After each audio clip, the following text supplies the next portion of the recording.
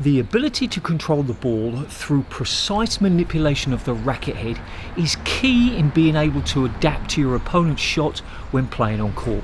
The following group of exercises is one of 4 designed specifically for beginners and new players to improve that racket control ability.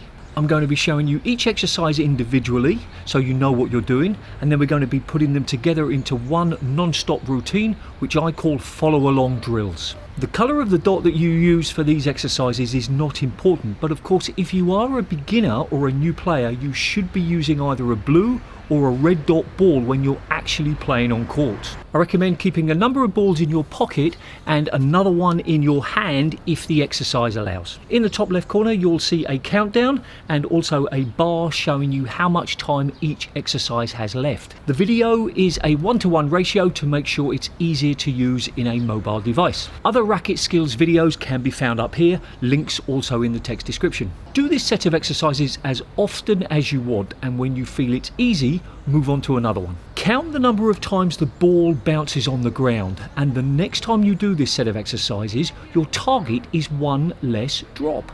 All exercises are to be performed first on the forehand and then on the backhand side, but do not change your grip to make it easier on the backhand. If you've got goggles, wear them even for these type of exercises because it will help you become more accustomed to them. Okay, so this is the second set of the beginner's exercise. This is called motion.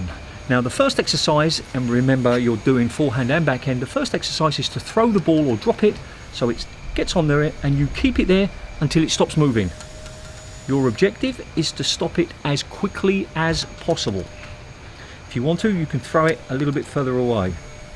Second exercise is to keep the ball on the strings and just shake it. You're trying to keep the ball touching the strings at all times. This is the side to side. Third exercise, you're moving it forwards and backwards. You're trying to keep it near the middle of the racket. Fourth exercise, in a circular motion. Circular motion. Try and move the ball around.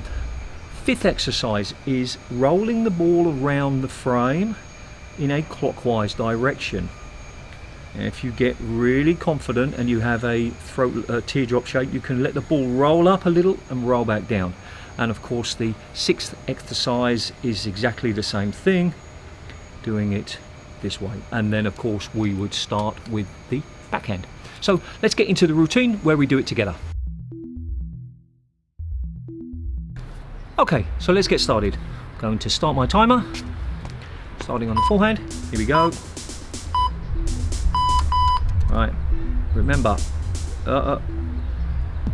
can't take it until it stops moving. If you want to, you can throw it to yourself. That's it. You can't throw it until it stops moving. You're aiming to try and get the ball to stop in the middle of the racket head if you can, and as quickly as possible. Alright, good. Alright, get ready for the next one. This is the side to side motion. All I'm doing is going side to side, trying to avoid the frame. The ball should touch the strings at all times. I'm not sort of throwing it. Alright. Short little motions, as level as possible. That's what this is working on, keeping your racket as level as possible. Alright, now this is the next one, is the forward and back ones. Same idea. You're just trying to keep your racket perfectly level. If it goes up and down a little bit, what will happen is that the ball will start to bounce, and you don't really want that to happen if you can help it. Forwards and backwards. You don't have to go fast if you want to. I'm going, oh, see there, I didn't keep the racket level. Keep another ball in your hand just in case you drop this one, and some in your pocket. Alright, get ready. This is the small circular motions. Now I'm trying to avoid the racket frame. This is not the rolling one, that's coming next. Ooh, sun's come out. Here we go. Just moving it around. Not doing a very good job on this. Oh, and I've lost one, so that's one drop. Next time I do this, I have to do at least this with no drops. I'm going to take another ball from my pocket. Alright, here we go. Now rolling around the frame. Rolling around the frame. Clockwise, remember. Now this is easier with a throated racket because you don't have that angle at the top. But it's still good practice even with a teardrop. If you get really comfortable, you can let it roll up a little bit, but you're more likely to drop it. There we go, 2 drops. Shouldn't be dropping any of these now. I'm going anti-clockwise now.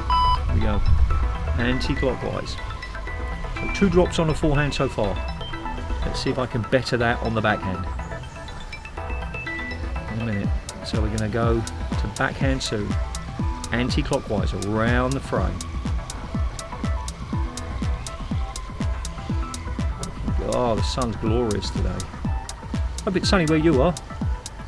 Come on, you can do this. You can beat me. Alright, get ready for the backhand. So, throw it and catch it. Can't take it until the ball stops moving. Ooh, that was a quick one. This is a lot harder than it might look. Here we go. To make adaptations all of the time. That's what all of these exercises are about. Adapting to the situation. Manipulating the racket head. Alright, one more of those. Alright, now this is the side to side. Now, it's kind of a diagonal because of the way the racket head and the wrist work. Not the same as the forehand. So it's a side to side, but a diagonal side to side. Try to keep the ball in the middle. That's it. Now the same for the forward and backward motion in a moment. It's not going to be exactly like the forehand. Alright, get ready. It's the forward and back motion. I've lost another one. That's 3 I've lost. Alright, so it's at an angle, but it's still in the line of the racket head. That's it, just forward. Now I'm trying to keep my racket head as level as possible. I'm trying to keep it perfectly level. It's a lot harder than it looks. Ooh, nearly lost another one. I better not lose another. Oh no! So that's... Oh my god, I needed more balls in my pocket. Alright, now this is the circular one. Get ready. The circular one, you're going in a circle. So how many have I dropped? 4 so far. Oof, not good. Hope you're doing better than me. Circular motion. This is a lot harder than it looks. I've got the G on the strings. I'm trying to keep it within the G. Oh, that's 5 or 6. I've lost count. Right, now I'm rolling clockwise. Clockwise around the frame.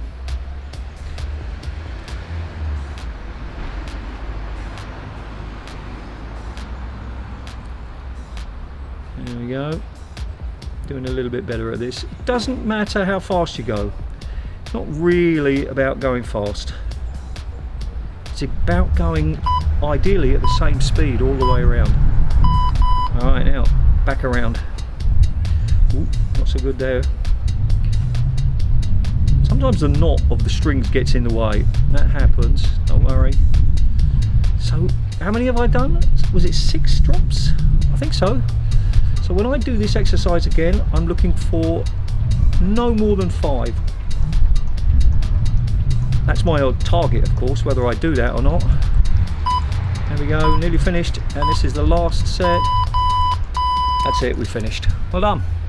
Well, that was the Racket Skills motion for beginners and new players. I hope that you enjoyed it, and remember, you can do it as often as you want to. On the screen at the moment is a button. It's a subscription button, and if you think my content is useful, please consider subscribing. Also is a playlist of the other Racket Skills at Home videos. Remember, do something every single day to improve your squash. See ya.